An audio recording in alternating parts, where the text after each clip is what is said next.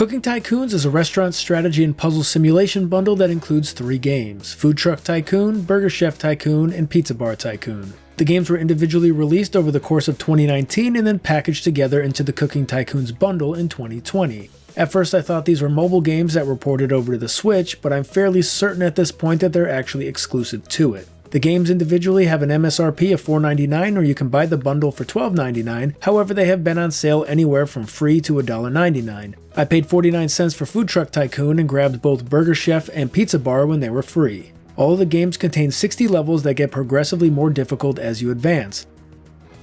New ingredients are unlocked to make more diverse and complicated dishes for your constantly increasing number of patrons. How well you do in each level will determine how many stars you are awarded, as well as how much money you make. All the upgrades are purchased using the gold that is earned from completing levels. Kitchen upgrades cover expansions, improvements, ingredients, and interior design. Multiple expansions include extra frying pans, workstations, and oven shelves. Some of the improvements will automatically move your food to warming surfaces so that they don't burn or turn off the soda machine before the cup overflows. You can also invest in new and better quality ingredients, which will increase the profit from each meal that you serve. The interior designs include new seats, lights, plants, and colors that will not only increase the customer waiting time, but also their tip amount.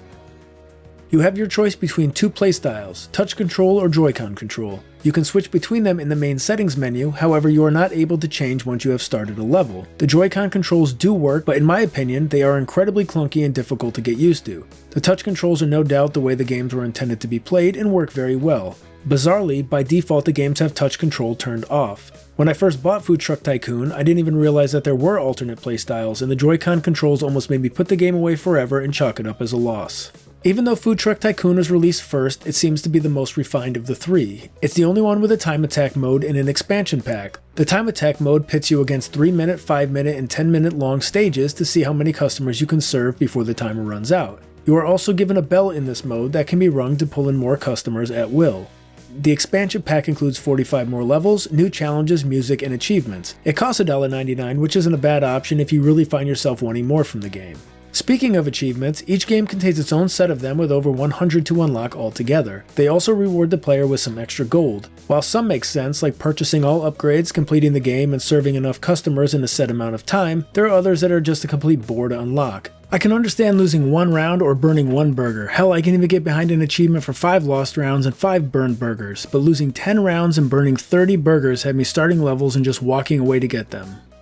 So do I like Cooking Tycoons? Yes. Are they ever going to knock Tetris, Sekiro, or Final Fantasy VI out of my top 3? No. But they're fun while they last, easily worth the 50 cents, and don't contain any microtransactions or alternative currency. Are the games in the bundle just clones of each other with a new coat of paint, different music, and a change of ingredients? Pretty much yes, but with the low price of admission, I think the system works just fine for this type of game, and if it ain't broke, don't fix it. And if you really can't get enough of Cooking Tycoons, there's a second release of 3 more games, including Breakfast Bar Tycoon, Sushi Time, and Food Truck Tycoon Asian Cuisine. That being said, I do have some issues with Cooking Tycoons. First, the menus could have been designed to allow complete touch control, because in its current state, regardless of how you choose to play, you always have to make your selection using a button on the Joy-Con. By simply adding selectable back, restart, next buttons to the menus, taking them from this to something like this would have accomplished that. Second, there are separate achievements for beating the game with each playstyle, which can be seen as a negative in its own right, but it would be convenient to add an icon that shows you which levels you've completed with which playstyle. Food Truck Tycoon is the only one in the group with this feature. I don't understand how all 3 games don't have it, and good luck keeping track of which levels you've beat with each style if you haven't been playing through all 60 continuously before changing.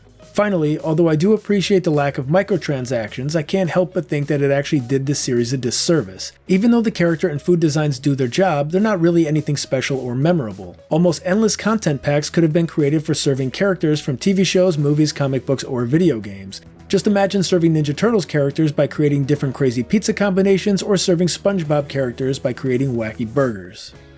Alright, so those are my thoughts on Cooking Tycoons. What are yours? Next video is on Stranger Things 3 the game. Stay nerdy. I'm out. Getting your nerd on, getting your nerd on, getting your nerd on. I got a raging nerd on.